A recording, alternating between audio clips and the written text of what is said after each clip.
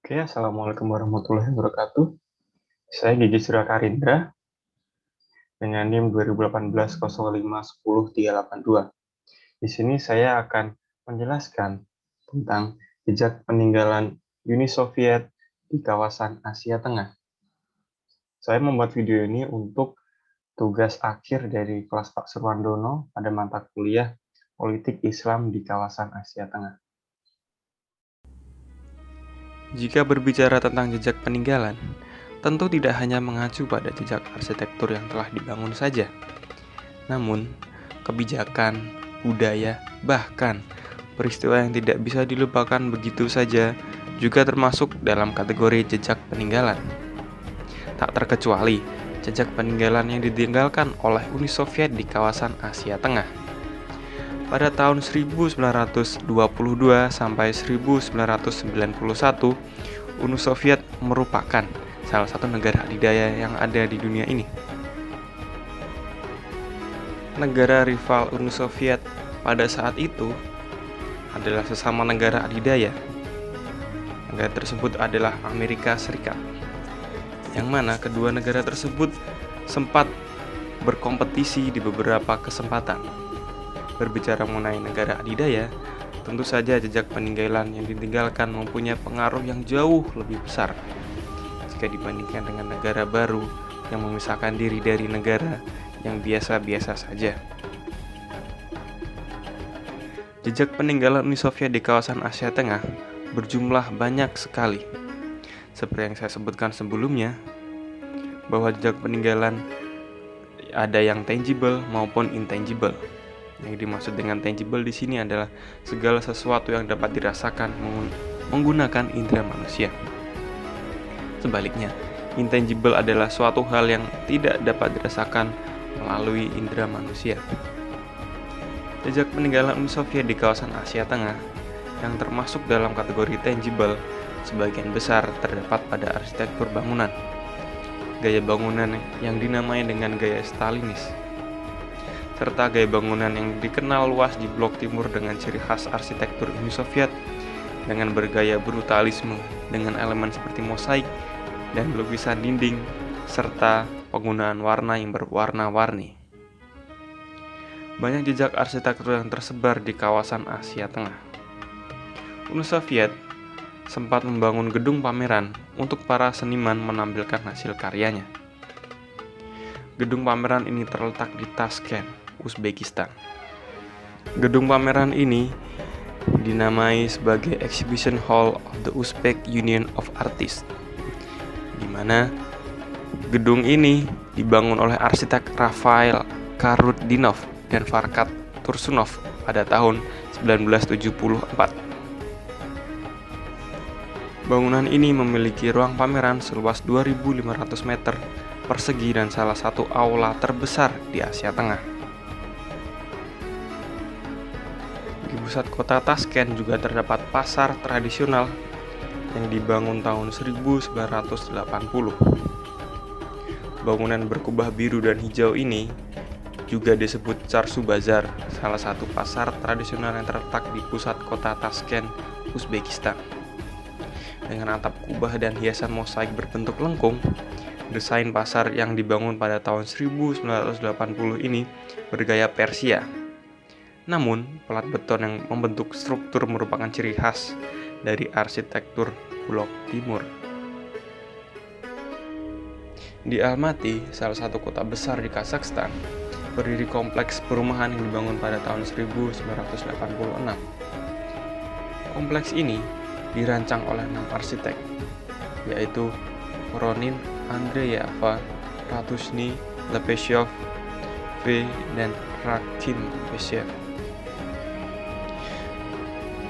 Ini merupakan perumahan yang unik serta menegaskan gaya brutalis serta Stalinis pada bangunan yang dirancangnya. Di Almaty juga terdapat gedung yang dikenal sebagai Palace of Culture. Gedung ini merupakan gedung teater yang memiliki detail abstrak dan warna-warni pada eksteriornya. Sebelumnya, gedung ini dinamakan State Academic Russian Theater, di mana gedung teater ini dibangun dengan detail abstrak dan warna-warni pada eksteriornya. Hal ini untuk menarik minat anak-anak serta remaja untuk belajar di teater tersebut. Di Bishkek, Kirgistan, terdapat gedung sirkus yang dibangun pada tahun 1976. Desain eksterior yang unik dipadukan dengan warna hijau cerah, kuning, dan merah jambu, yang mana tiga warna ini adalah identik dengan warna sirkus. Di Tajikistan, terdapat mosaik yang dibangun pada tahun 1988 oleh arsitek Ilya Rakhanev dan seniman Alexander Grigorov. Bangunan ini dinamai oleh Afisina Mosaik. Bangunan ini tepatnya terletak di Dushanbe, Tajikistan. Mosaik ini menggambarkan cerita rakyat dan adat istiadat setempat.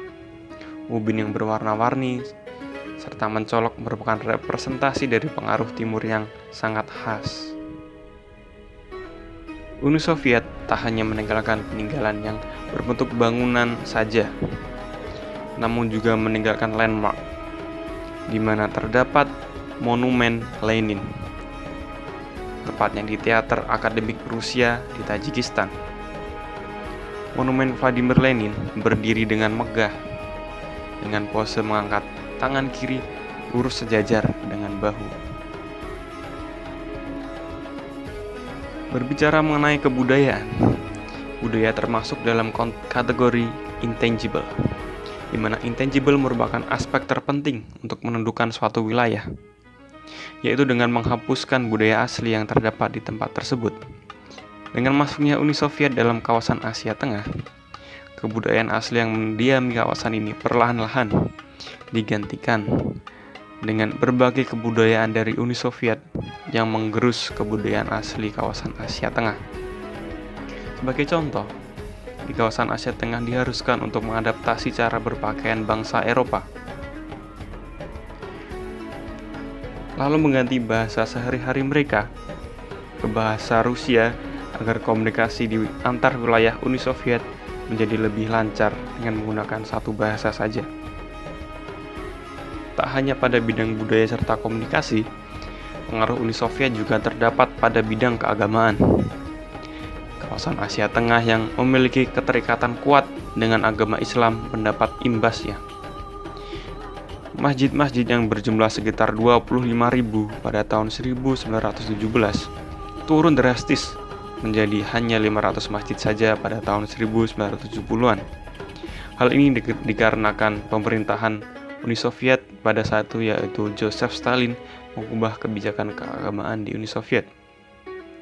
Masjid-masjid dialihfungsikan menjadi gudang, para pemuka disiksa, tanah wakaf tidak diakui pemerintah, hingga akses ke madrasah yang digunakan untuk menuntut ilmu dibatasi.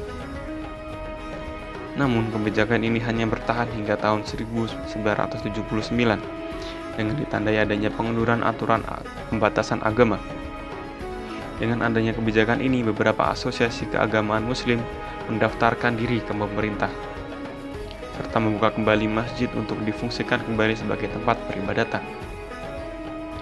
Sejalan dengan runtuhnya Uni Soviet, pengaruh-pengaruh intangible dari Uni Soviet hingga saat ini sedikit demi sedikit dihilangkan dari kawasan Asia Tengah.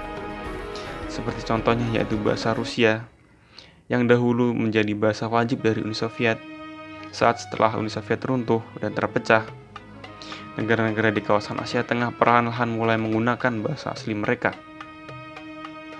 Hal ini bisa dilihat pada 20 tahun pasca Uni Soviet runtuh, bahasa tradisional digunakan sebagai siasat dari kepemimpinan lokal untuk memperkuat identitas bahasa lokal sebagai wujud dari integrasi bangsa.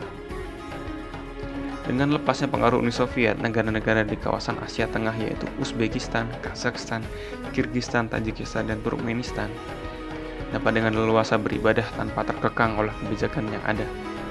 Hal ini tentu merupakan keuntungan yang sangat besar bagi pemeluk agama di negara kawasan Asia Tengah, khususnya yaitu pemeluk agama Islam yang dahulu saat pemerintahan Uni Soviet tidak dapat beribadah dengan tenang.